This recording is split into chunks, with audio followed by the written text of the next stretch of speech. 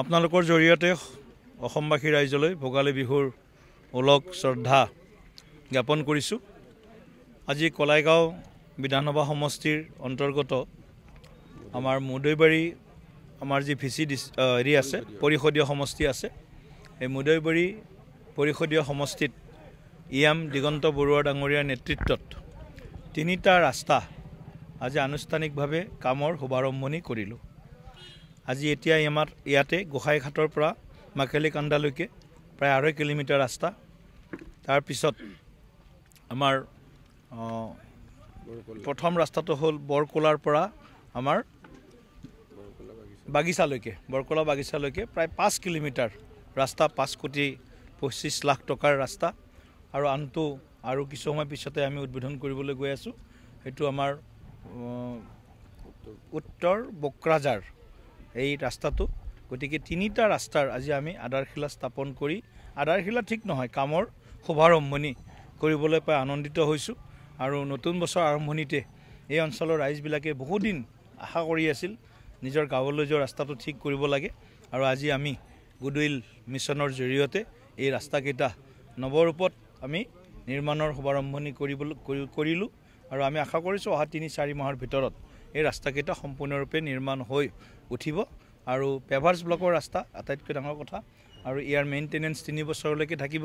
গতিকে এটা সুন্দৰ ৰাইজৰ এটা খুব সঁহাৰি পাইছোঁ। ৰাইজে খুব আশীৰ্বাদ দিছে, মোদী চৰকাৰক আশীৰ্বাদ দিছে, ডক্টৰ হিমন্ত বিশ্ব শৰ্মা চৰকাৰক আশীৰ্বাদ দিছে, আৰু প্ৰমোদ বড়ো চৰকাৰক, BTC চৰকাৰক আশীৰ্বাদ দিছে। গতিকে আমি সমন্বয়ৰ মাজেদি চলা দল আৰু UPPL BJP আমি একদম এটা মুদ্ৰাৰ ইপিঠি আৰু সিপিঠি আজিৰ দিনটোত।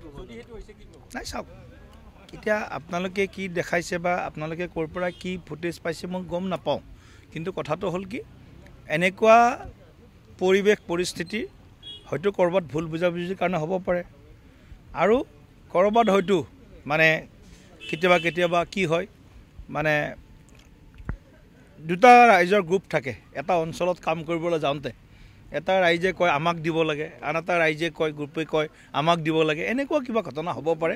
গতিকে এইটো UPPL BJP বুলি ক'লে মোৰ হিচাপত, মোৰ এইটো সম্পূৰ্ণ বিশ্বাস, এইটো UPPL BJPৰ কাজিয়া নহয়। কংগ্ৰেছতনো খিলঞ্জীয়া অসমীয়া মানুহ আছে কেইজন? কংগ্ৰেছত থাকি বা পাব কি? গতিকে তেওঁলোকে শুভ বুদ্ধি বহুতৰ আগতে উদয় হৈছিল, আৰু কিছুমানৰ এতিয়া হৈ আছে যে দেখিছে যে বেলি মাৰ যোৱা কংগ্ৰেছ, সেই কংগ্ৰেছত থাকি খিলঞ্জীয়া মানুহে কোনোদিনে ন্যায় নাপায়, খিলঞ্জীয়া মানুহে কোনোদিনে আগবাঢ়ি যাব নোৱাৰে। গতিকে কংগ্ৰেছ ত্যাগ কৰা আৰম্ভ বহুত পূৰ্বেই হ'ল, আৰু এতিয়াও সেই পৰম্পৰা অব্যাহত আছে। কিছুমানে মানে ভাবি আছিল যে আমি ন্যায় পাম, কিন্তু একেই আগত যিসকলে অন্যায় বা আগত যিসকলে এনেকুৱা বৈষম্যৰ চিকাৰ হ'ল কংগ্ৰেছত, সেই একেই দশাটো বৰ্তমান থকা খিলঞ্জীয়াসকলৰ মাজতো দেখিবলৈ পোৱা গৈছে। সেয়েহে তেওঁলোকে আহি আজি উন্নয়নৰ ৰাজনীতি কৰাৰ কাৰণে আৰু ৰাষ্ট্ৰবাদৰ ৰাজনীতি কৰাৰ কাৰণে ভাৰতীয় জনতা পাৰ্টীত যোগদান কৰিছে। পৰিষদীয় সমষ্টি মুদৈবাৰীত আমি প্ৰায় 12,50 লাখ টকাৰ আজি ৰাস্তা আৰু দলঙৰ আমি কামৰ শুভাৰম্ভণি আমি কৰিলোঁ। আৰু এই আঁচনিকেইটাৰ জৰিয়তে আমাৰ গাঁওবাসীৰ যি পথৰ যোগাযোগৰ সমস্যা আছিল সেইটো সমাধান হ'ব। আমি আধাৰশিলা কৰা নাই, আপোনালোকক এইটো কৈ দিছোঁ, আমি পথৰ কামৰ শুভাৰম্ভণি কৰিছোঁ। আগৰ বিগত চৰকাৰৰ দিনত আধাৰশিলা হৈ থাকিল, কিন্তু আমি আমাৰ ডক্টৰ হিমন্ত বিশ্ব শৰ্মাৰ নেতৃত্বত যি চৰকাৰ চলি আছে, বা আমাৰ BTCত প্ৰমোদ বড়োৰ নেতৃত্বত যি চৰকাৰ চলি আছে, আমি আধাৰশিলা নকৰোঁ, আমি কামৰ শুভাৰম্ভণি কৰিলোঁ।